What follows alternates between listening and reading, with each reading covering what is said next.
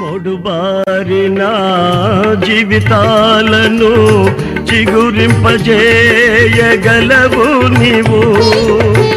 మొడుబారిన జీవితాలను చిగురింపజేయగలవు నీవు. మారానుభవం మధురముగా మార్చగలవు నీవు. మారానుభవం మధురముగా మార్చగలవు నీవు.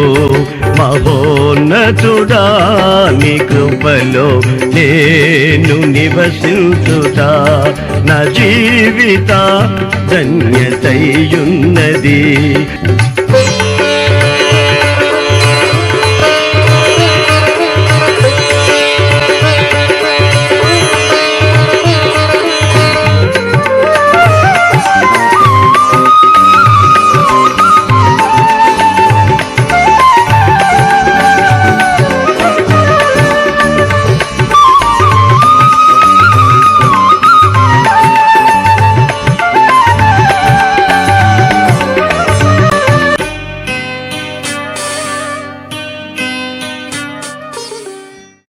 దైవజనుడు పౌలు రోమీయులకు రాసిన పత్రిక 12వ అధ్యాయంలో 9వ వాక్యాన్ని చదువుతున్నాను. మీ ప్రేమ నిష్కపటమైనదై ఉండవలెను. చెడ్డదానిని అసహించుకొని మంచి దానిని హత్తుకొని ఉండుడి. ఈ లోకంలో భార్యాభర్తల ప్రేమ, అన్నదమ్ముల ప్రేమ, తల్లిదండ్రుల ప్రేమ, అక్క చెల్లెండ్ర ప్రేమ, స్నేహితుల ప్రేమ, బంధువుల ప్రేమ, ఇరుగు పొరుగు వారి ప్రేమ, ఇవన్నీ ఉన్నాయి. దైవజనుడు పౌలు హితోపదేశం ఏంటంటే, ఎవరు ఏ విధంగా ప్రేమించబడుతూ ఉన్నా మన ప్రేమ నిష్కపటమైనదై ఉండాలి. దైవజనుడు ఇది విశ్వాసులకు చెబుతున్న మాట. మనం ప్రేమిద్దాం మన ఇరుగు పొరుగు వారిని, మనం ప్రేమిద్దాం మన సహోదర సహోదరుల్ని, మనం ప్రేమిద్దాం మన తల్లిదండ్రులను, లేకపోతే భార్య భర్తను, భర్త భార్యను. అయితే ఆ ప్రేమలో కపటం లేకుండా ఉండాలి. నిష్కపటమైన ప్రేమ. దేవునికి స్తోత్రం కలుగునుగాక. మీ కుటుంబ క్షేమాన్ని కోరి, మీ బిడ్డల క్షేమాన్ని కోరి, మీ వ్యవస్థ క్షేమాన్ని కోరి ఒక సేవకుడుగా నేను మీతో చెప్తున్నాను, దేవుని వాక్యాన్ని బట్టి నిష్కపటమైన ప్రేమతో మనం ఇక మీదట అడుగులు వేద్దాం. ఆయన్ని దూషించిన వాళ్ళని ఆయన ప్రేమించాడు, ఆయన్ని ద్వేషించిన వాళ్ళని ఆయన ప్రేమించాడు, కొరడలతో కొట్టిన వాళ్ళని ఆయన ప్రేమించాడు, మోహం మీద ఉమ్మి వేసిన వాళ్ళని ఆయన ప్రేమించాడు, పిడిగుద్దులు గుద్దిన వాళ్ళని ఆయన ప్రేమించాడు, ఆయన ఎగతాళి చేసిన వాళ్ళని, నువ్వు రాజువు కదా, నువ్వు రక్షించుకో, మమ్మల్ని కూడా రక్షించు అని అపహాస్యం చేసిన వాళ్ళని ఆయన ప్రేమించాడు. ఆయన ప్రేమ పక్షపాతం లేని ప్రేమ, ఆయన ప్రేమ నిష్కపటమైన ప్రేమ. దైవజనుడు చెబుతున్నాడు, నిష్కపటమైన ప్రేమ మనం కలిగి ఉందాం. ఇస్కరియోతు యోధ ఆయన్ని ప్రేమిస్తున్నట్టే వచ్చాడు. చూడండి, ప్రేమన్నట్టు ముద్దు పెట్టుకున్నాడు. ఇది ఏ ప్రేమ అంటారు? అందుకే మన ప్రభువు రక్షకుడు యేసుక్రీస్తు ప్రేమను రుచి చూచిన దైవజనుడు పౌలు అంటాడు, నిష్కపటమైన ప్రేమ. దేవునికి స్తోత్రం కలుగునుగాక. సహోదర సహోదరులారా, ఇప్పటి వరకు మీరు ఒకరి ఎడల ఒకరు ప్రేమ కలిగి ఉన్నారో నాకు తెలియదు. అసలు మీరు ఒకరికొకరు పరిచయం ఉన్నారో లేదో కూడా నాకు తెలియదు. మీ ప్రేమ నిష్కపటమైనదై ఉండవలెను. ఆ రెండో మాట కూడా, చెడ్డదానిని అసహించుకుని మంచి దానిని హత్తుకొనండి. చెడ్డవేమిటో మనకు తెలుసు. కొన్ని సందర్భాల్లో కొందరు చెడ్డవాటికి ప్రాధాన్యత ఇచ్చినట్టుగా మంచికి ప్రాధాన్యత ఇవ్వరు, మంచిని నేర్చుకోరు, మంచిని చేర్చుకోరు. చెడ్డవాటి మీదే మనసు ఉంచుతారు, చెడు చేయడానికే ప్రయత్నం చేస్తారు. అది లోకస్తులకైతే సరిపోతుందేమో కానీ పరిశుద్ధుని రక్తం చేత కడగబడిన మనం చెడును హత్తుకుని ఉండొద్దు, మంచి వాటిని మనం హత్తుకొని ఉందాం. దేవునికి స్తోత్రం కలుగునుగాక. మంచి ఏమిటో మీకు తెలియాలి. 92 కీర్తనలో మొదటి చరణంలో రాసిన మాట, యెహోవాను స్తుతించుట మంచిది. ఎంత మంచిదో అనుభవించిన వాళ్ళకి అర్థమవుతుంది. స్థుతి చెల్లించిన వాళ్ళకి తెలుస్తుంది. ఆ స్థుతిలో ఉన్నటువంటి ఆ మాధుర్యం ఏమిటో, ఆ స్థుతిలో ఉన్నటువంటి ఔన్నత్యం ఏమిటో, ఆ స్థుతి ద్వారా కలిగే జయం ఏమిటో ఆ స్థుతించే అనుభవం ఉన్న వాళ్ళకి తెలుస్తుందే కానీ స్థుతి చెల్లించిన వాళ్ళకి అర్థం కాదు. దైవజనుడు పౌలు మరొక చోట ఈ మాట రాశాడు. తెస్సలోనికై మొదటి పత్రికలో 5వ అధ్యాయం 16వ వాక్యంలో, ప్రతి విషయమందును మీరు కృతజ్ఞతాస్తుతులు చెల్లించుడి, ఈలాగు చేయుట యేసుక్రీస్తునందు మీ విషయమై దేవుని చిత్తం. మనం మాట్లాడుకున్నా ఆయన స్తుతి కలుగుతుంది, మనం కలిసినా ఆయనకు స్తుతి కలుగుతుంది. కనుక స్తుతించడం మంచిది. ఏం కలిగినా ఏం జరిగినా మనం స్తుతించడం ద్వారా గొప్ప ఆశీర్వాదాన్ని మనం పొందుతాం. దేవునికి స్తోత్రం కలుగునుగాక. దైవజనుడు యోబు జీవితంలో కూడా ఏమి పోయినా ఏమి నష్టపడిపోయినా ఆయన స్తుతించడం ప్రారంభించాడు. యెహోవా నామమునకి స్తుతి కలుగునుగాక అన్నాడు. 2 అంతల ఆశీర్వాదాన్ని పొందాడు. మొదట ఆశీర్వదించిన దానికంటే దేవుడు మరీ అధికముగా దైవజనుడు యోబును ఆశీర్వదించాడు. కనుక మన హృదయాంతర్భాగంలో నుంచి ఏ సమయంలోనైనా మనం స్తుతించడం ప్రారంభిద్దాం. స్తుతించడం మంచిది. కీర్తనకారుడు మరొక చిన్న మాట చెప్పాడు. 50వ కీర్తనలో 23వ చరణాన్ని మనం చదివితే, స్తుతి యాగము అర్పించువాడు నన్ను మహిమపరుస్తున్నాడు. ఎవరిని మహిమ? దేవుణ్ణి మహిమపరుస్తున్నాడు అండి. ప్రియులారా, మనం దేవుణ్ణి మహిమపరచడం మంచిదా చెడ్డదా? మనల్ని మనం హెచ్చించుకుంటే, మనల్ని మనం గొప్ప చేసుకుంటే, మనల్ని మనం మెచ్చుకుంటే, దానికంటే మనం దేవుణ్ణి మహిమపరచడం చాలా మంచిది. తిమోతి మొదటి పత్రికలో 2వ అధ్యాయంలో 2వ వాక్యాన్ని ప్రారంభించి చదివితే ఈ విధంగా రాశాడు, మనము సంపూర్ణ భక్తియు మాన్యతయు కలిగి నెమ్మదిగాను సుఖంగా బ్రతకాలి అని ఆశించేవాళ్ళు చేతులెత్తి స్తోత్రం చెప్పండి. కానీ బైబిల్ చెప్తున్న ఒక ఉన్నతమైనటువంటి సత్యం ఏమిటంటే, మనుషులందరి కొరకు, దేవునికి స్తోత్రం కలుగునుగాక, అందరి కొరకు ప్రార్థన చేయాలట. మానవ జన్మ ఎత్తిన ప్రతి వారి కొరకు. ఒకవేళ క్రైస్తవుడు కాకపోవచ్చు, క్రైస్తవేతరుడు కాకపోవచ్చు, యేసు ప్రభు నమ్ముకున్న వ్యక్తి కాకపోవచ్చు, నమ్ముకోని వ్యక్తి కాకపోవచ్చు, వారెవరైనా కానీ మనుషులందరి కొరకు మనం ప్రార్థన చేయాలి. రాజుల కొరకు ప్రార్థన చేయాలి, అధికారుల కొరకు ప్రార్థన చేయాలి. ప్రార్థన చేయడం మాత్రమే కదట, కృతజ్ఞతాస్తుతులు చెల్లించాలి. విజ్ఞాపనలను, యాచనలను, కృతజ్ఞతాస్తుతులను చేయవలెనని హెచ్చరించుచున్నాను. ఇది మంచిది. దేవునికి స్తోత్రం కలుగునుగాక. ఏది మంచిది? ఏది మంచిది? మనుషులందరి కొరకు ప్రార్థన చేయడం మంచిది, రాజుల కొరకు ప్రార్థన చేయడం మంచిది, అధికారుల కొరకు ప్రార్థన చేయడం మంచిది, కృతజ్ఞతాస్తుతులు చెల్లించడం మంచిది, ఇంకా విజ్ఞాపనలు చేయడం కూడా మంచిది. ఇది మంచిది. ఏదైనా లోకంలో మంచిదంటే నీవు నీ వాళ్ళ కోసమే కాదు, మనుషులందరి కొరకు ప్రార్థన చేయడం మంచిది. అది నీకు మంచిది. వారికి మంచి సంగతి అనిపెట్టి నీకు మంచిది. కారణం, నువ్వు వారికి ప్రార్థన చేస్తున్నావు, దేవుడు ఏం చేస్తాడు తెలుసా? దానిని బట్టి నిన్ను దీవిస్తాడు. దేవునికి స్తోత్రం కలుగునుగాక. అపోస్తుల కార్యాల గ్రంథంలో 10వ అధ్యాయంలో 33వ వాక్యాన్ని మనం చదువుదాం. ఇటలీ పటాలానికి శతాధిపతి అయినటువంటి కొర్నేలి పేతురు కొరకు కబురు పంపి పేతుర్ని ఇంటికి పిలువనంపించుకున్నాడు. దైవజనుడు పేతురు యొప్పై నుండి దైవ దర్శనం చేత దేవుని దర్శనం పొంది దేవుని స్వరాన్ని విని ధైర్యపరచబడి బలపరచబడి ఇటలీ పటాలానికి ఆ శతాధిపతి కొర్నేలి ఇంటికి వచ్చాడు. అప్పుడు కొర్నేలి దైవజనుడిని చూసి హృదయపూర్వకంగా చెబుతున్న మాట ఏమిటి తెలుసా? దైవజనుడా, నీవు వచ్చినది మంచిది. దేవునికి స్తోత్రం కలుగునుగాక. దేవుని సేవకుడు మన ఇంటికి రావడం మంచిది. దేవుని సేవకుడు మన ఇంటికి రావడం మంచిది. మీ ఇంటికి ఏ దైవజనుడు వచ్చినా చేర్చుకోండి, తృప్తిగా భోజనం పెట్టండి, మీకు చాతనైనంత కానుకివ్వండి, ఏమి ఇబ్బంది కాదు. దేవుడు మీకు రెట్టింపిస్తాడు, ఇస్తాడంతే. చూడండి, ఇచ్చి చూడండి. అయితే దైవజనుడు ఎవరో గుర్తుపట్టండి. పని పాట లేకుండా తిరిగే వాళ్ళంతా దైవజనుడు కాదు, కానీ దైవజనుడు ఆత్మతో నింపబడి అభిషేకించబడిన వాడై ఉండాలి. దైవజనుడు సమర్పణ కలిగిన వాడై ఉండాలి. దైవజనుడు త్యాగంతో త్యాగపూరితంగా సువార్త చేయాలి. దైవజనుడు ప్రాణాన్ని కూడా తెగించి సేవ చేసేవాడై ఉండాలి. దేవునికి స్తోత్రం కలుగునుగాక. చూడండి, దైవజనుడు ఏలియాతో దేవుడు మాట్లాడాడు. ఏలియాతో దేవుడు మాట్లాడి, నువ్వు వెళుతూ ఉంటే ఇదిగో పలానా చోట నాగళ్ళు దున్నుతూ ఉంటారు, అరకలు దున్నుతూ ఉంటారు, వాళ్ళు ఒకరిని నువ్వు అభిషేకించు. ఎలీషా అనే ఒక వ్యక్తిని నువ్వు పిలిచి అభిషేకించు, నీకు మారుగా. చూడండి, ఒక దైవజనుడితో చెప్తున్నాడు, జాగ్రత్తగా వినాలి ఈ మాటలు మీరు. నీకు మారుగా అనే పదాన్ని, ఆ మాటని దేవుడు ఏలియాతో చెప్పాడు. నాగలు దున్నుకుంటున్నాడు, పొలం సేద్యం చేసుకున్నాడు, పొలం పని చేసుకున్నాడు. అతగాడిని పేరు చెప్పి దేవుడు అక్కడికి వెళ్ళి నీకు మారుగా, రాజుల మొదటి గ్రంథం 19వ అధ్యాయం 16వ వాక్యం, నీకు మారుగా ప్రవక్తయ్య యుండుటకు ఎలీషాను అభిషేకం చేయమంటాడేంటండి.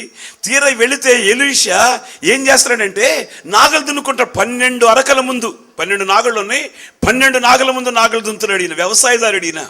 దేవుడు ఏలియాతో చెప్తున్నాడు, ఏలియాతో మాట్లాడుతున్నాడు, నువ్వు వెళ్ళి నీకు మారుగా, ప్రవక్త ఉండడానికి నీకు మారుగా అదిగో అతన్ని ఈ ప్రవక్తగా అభిషేకించు అంటే, దైవజనుడు ఏలియా, దైవజనుడు అంటే ఏమిటో చూడండి. దైవజనుడు ఏలియా నెమ్మదిగా వెళ్ళాడు, చూశాడు ఎలీషాని నాగలు దున్నుతా ఉన్నాడు, వెళ్ళి తన దుప్పటి తీసి ఆ ఎలీషా మీద వేశాడు. అంతే, ఎలీషా మీద వేశాడు. ఎలీషా, జాగ్రత్తగా వినాలి ఇప్పుడు మీరు, ఎలీషా ఏం చేశాడు తెలుసా? దున్నేవాడు వెంటనే ఆ నాగల్ని అక్కడ ఆపి ప్రక్కకు తీసి, ఆ ఎడ్లు 2 నాగలకు కట్టున్న 2 ఎడ్లని నరికి ముక్కలు ముక్కలుగా చేసి గొర్తె నగల చేత వంట చేయించి అందరికి పెట్టి ఈ ఏలియాని వెంబడించాడు. దేవునికి స్తోత్రం కలుగును గాక. జీవనానికి ఆధారమైనటువంటి వ్యవసాయాన్ని విడిచిపెట్టాడు, జీవనానికి ఆధారమైనటువంటి తన ఆస్తి అంతటిని విడిచిపెట్టాడు, కేవలం ఏమీ తీసుకోకుండా దైవజనుడిని వెంబడించాడండి. ఏం మాట్లాడు, తల్లిదండ్రులు విడిచిపెట్టి దేవుని సేవ కొరకు దైవజనుడు ఏలియాని వెంబడించాడు. దైవజనుడుకున్న గుర్తది, దైవజనుడుకున్న చిహ్నం అది. అటువంటి దైవజనుడు ఉండాలి. సమర్పణ కలిగిన దైవజనుడు, త్యాగం కలిగిన దైవజనుడు, దేవుని పని కొరకు ప్రాణాన్ని అర్పించే దైవజనుడు కావాలి. ఆ దైవజనుడిని మనం చేర్చుకోవాలి. దేవునికి స్తోత్రం కలుగును గాక.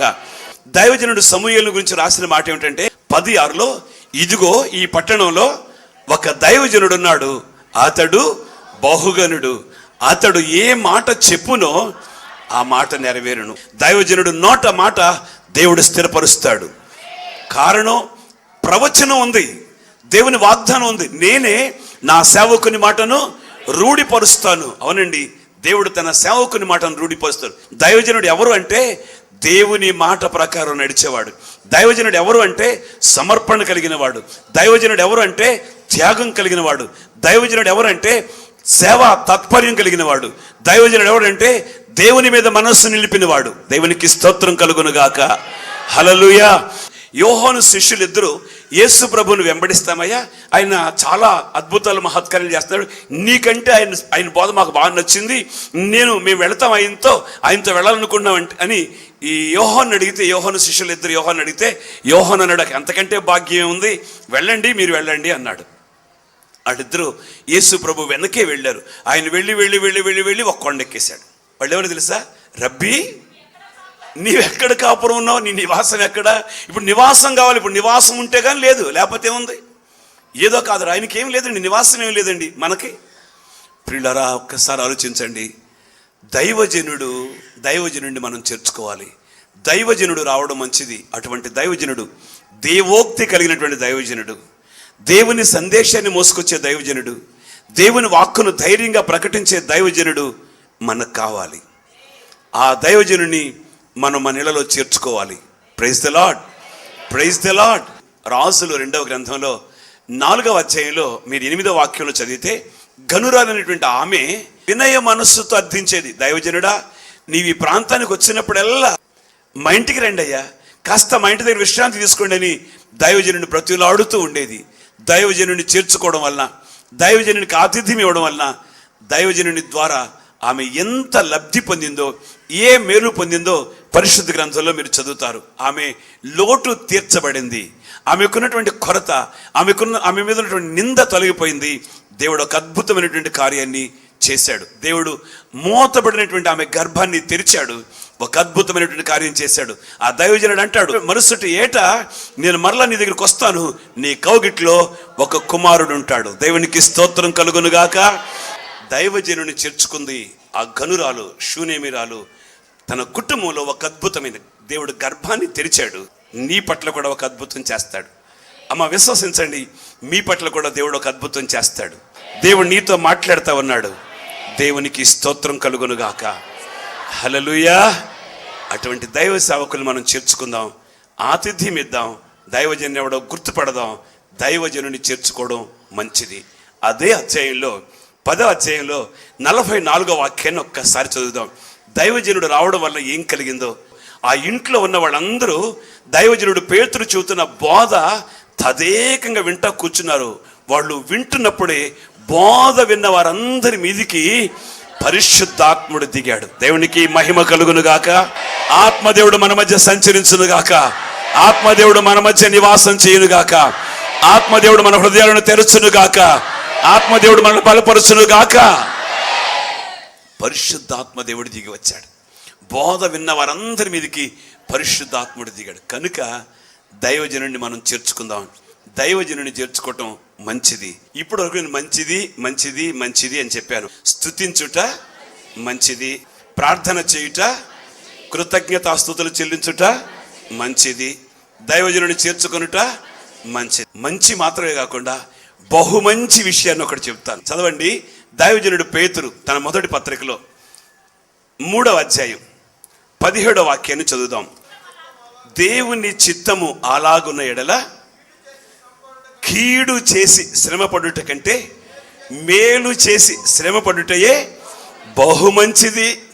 మంచిది మంచిది బహుమంచిది.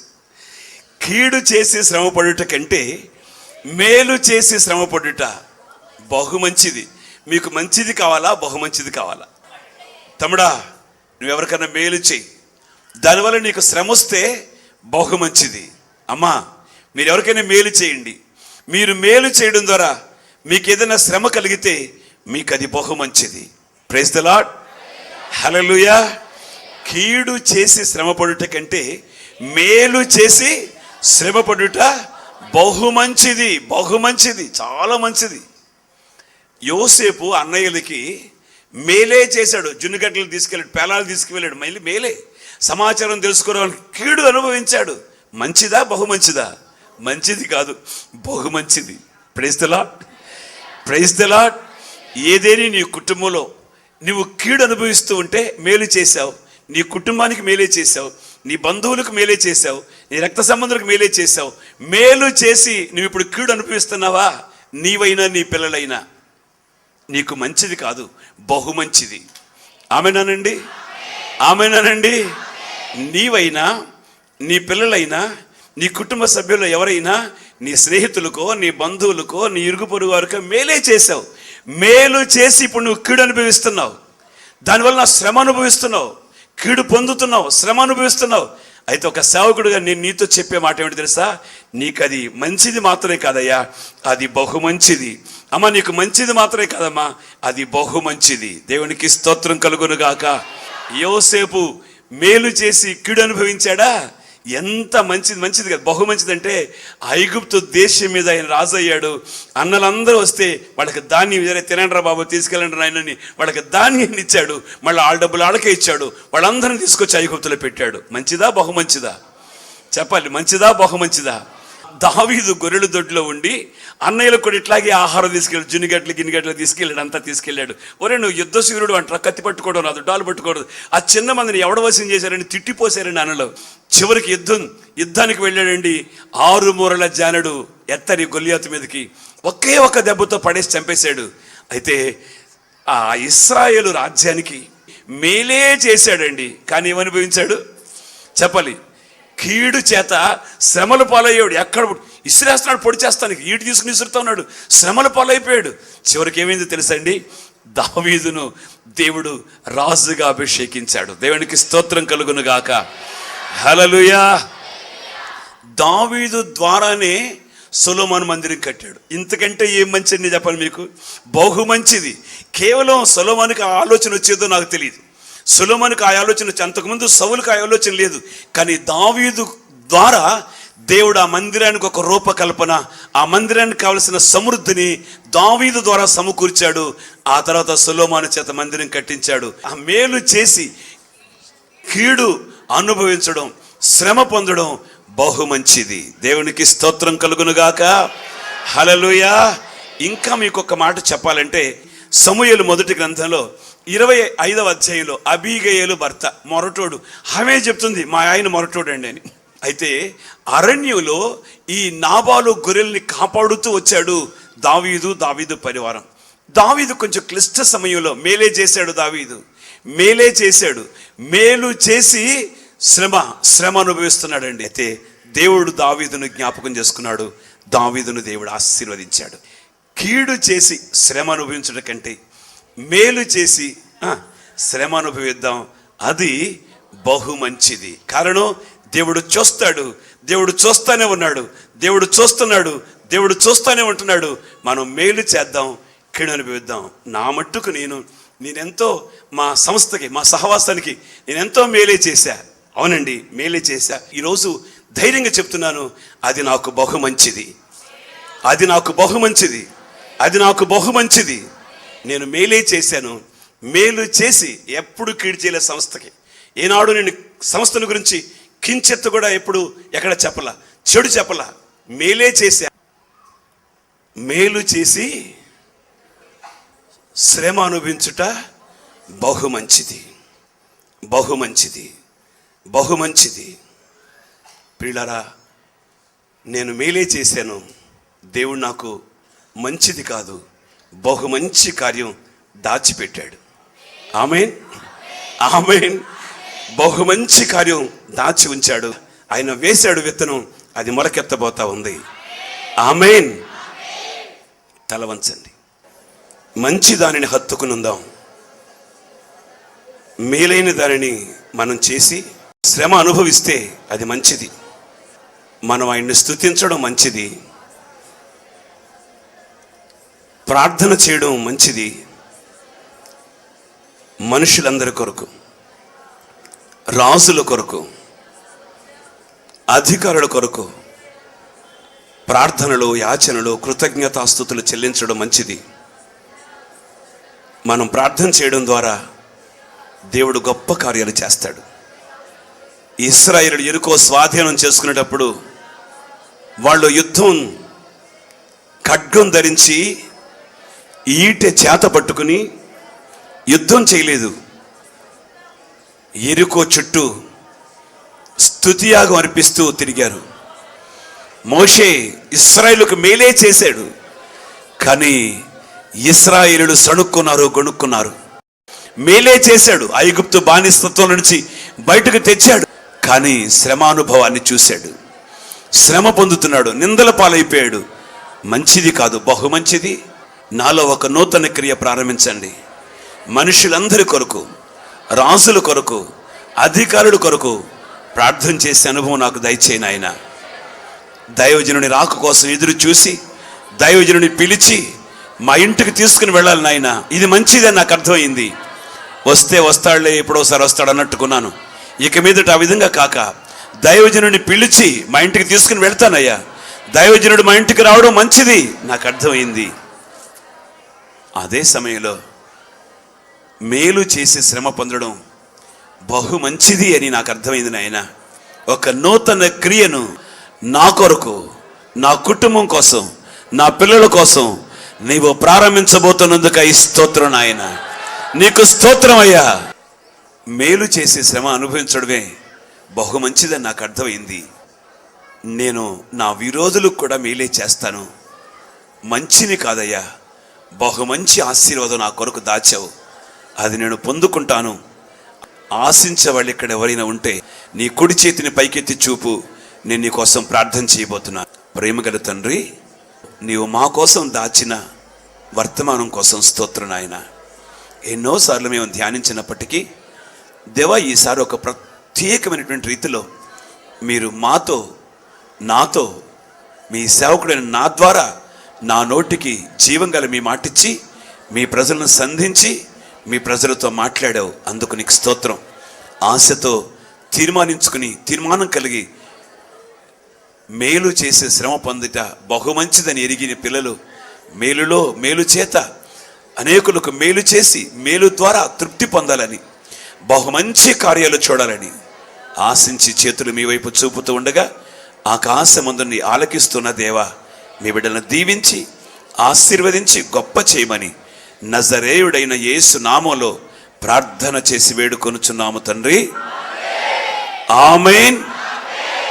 మన ప్రభు అయిన యేసు క్రీస్తు కృప, తండ్రి అయిన దేవుని ప్రేమ, పరిశుద్ధాత్మ దేవుని దీవెన, ఆశీర్వాదాలు ఆరాధనలో పాలు పొందుతూ ఉన్న ప్రతి ఒక్కరికి తీర్మానంతో చేతులెత్తి ఆయన వైపు చూపి ఆశీర్వాదం, బహు మంచి ఆశీర్వాదం పొందాలని కోరుకున్న ప్రియమైన పిల్లలకు ఆయన కృప సదా తోడై ఉండునుగాక.